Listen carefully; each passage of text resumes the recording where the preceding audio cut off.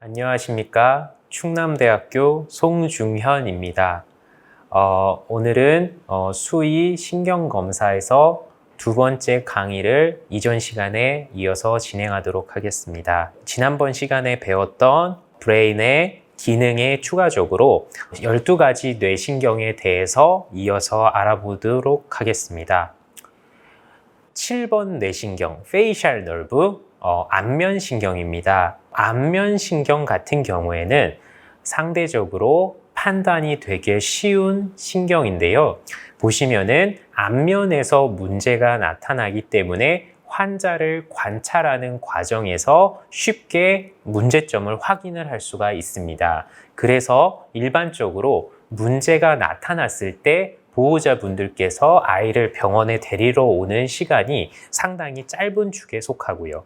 그래서 먼저 환자가 내원을 했을 때 환자의 안면부를 바라봤을 때 환자의 입술이라든지 코, 이런 눈 같은 곳을 바라보면서 어느 정도의 문제가 편측으로 한정돼 있을 때 반대쪽 얼굴과의 차이점을 살펴봄으로써 어떠한 문제가 있는지를 확인할 수가 있습니다. 그래서 환자가 호소했던 이 유류증 같은 경우가 실제로는 눈이 깜빡거리는 움직임이 저조해져서 눈물이 제대로 흡수가 안 되고 바깥으로 흐르는 증상이었던 거죠. 그래서 동영상을 보시면 환자가 눈 한쪽이 안검이 마비가 돼 있고 마찬가지로 아랫입술이 아래로 떨어져 있는 편측성 페이셜 팔시를 보였던 환자입니다.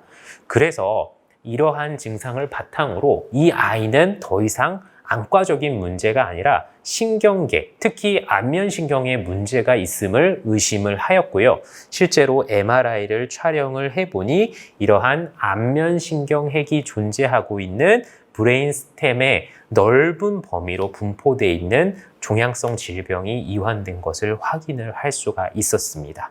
그래서 이러한 안면신경의 마비를 통해서 이쪽 부분에 문제가 있음을 거꾸로 의심해보고 반드시 진단해 볼 수 있어서 초기에는 이렇게 유류증과 같은 증상만 나타날 수 있다. 그럴 때 신경검사를 통해서 이러한 안면신경 주변이라든지 브레인스템 쪽에 문제가 될 수 있는 다른 신경 증상이 있는지를 같이 확인하는 게 환자에게 매우 도움이 될 것으로 생각이 됩니다.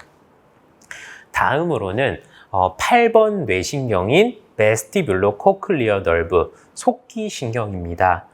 속기신경은 대표적으로 두 가지 부분으로 구성이 되어 있습니다. 먼저 코클리어 포션 같은 경우에는 우리 환자가 이런 듣는 능력에 대해서 관장을 하는 뇌신경이고요.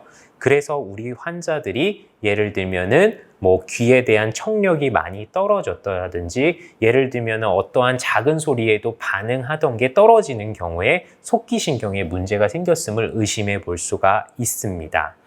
그래서 이러한 증상을 한번 보시면 환자의 고개가 다음과 같이 중심축으로 해서 한쪽으로 기우는 헤드 틸트 증상이 유발이 되고 눈동자가 다음과 같이 탁탁 절킹 무브먼트를 보이는 니스타그무스, 즉 안구진탕 증상을 호소하기도 합니다. 이러한 베스티뷸러 포션에 문제가 생겼을 때 균형이 안 맞는 증상을 보이기 때문에 저희가 일상생활에서 쉽게 접할 수 있는 멀미와 비슷한 증상이 나타난다고 생각하시면 됩니다. 그래서 이러한 베스티뷸러 포션에 급성으로 문제가 생기는 경우에는 저희가 차 멀미를 하듯이 상당한 어지러움과 메스꺼움을 유발을 할 수가 있습니다. 그렇기 때문에 이러한 베스티뷸러 코클리어 너브의 데미지가 왔을 때 많은 환자들이 초기 증상으로 식욕 감소와 구토를 보이는 경우가 상당히 많습니다. 그래서 이러한 베스티뷸러 디스펑션 같은 경우에는 상당히 많은 신경계 환자들이 주된 증상으로 호소를 하면서 다양한 부분에 문제가 있을 때 동일하게 베스티뷸러 디스펑션을 일으킬 수 있기 때문에 저희가 조금 더 자세하게 다루고 자세하게 이해를 해서 베스티뷸러 문제가 있는 환자들을 관리하는 데 도움을 드릴 수 있는 정보를 뒷부분에서 조금 더 자세히 설명드리도록 하겠습니다.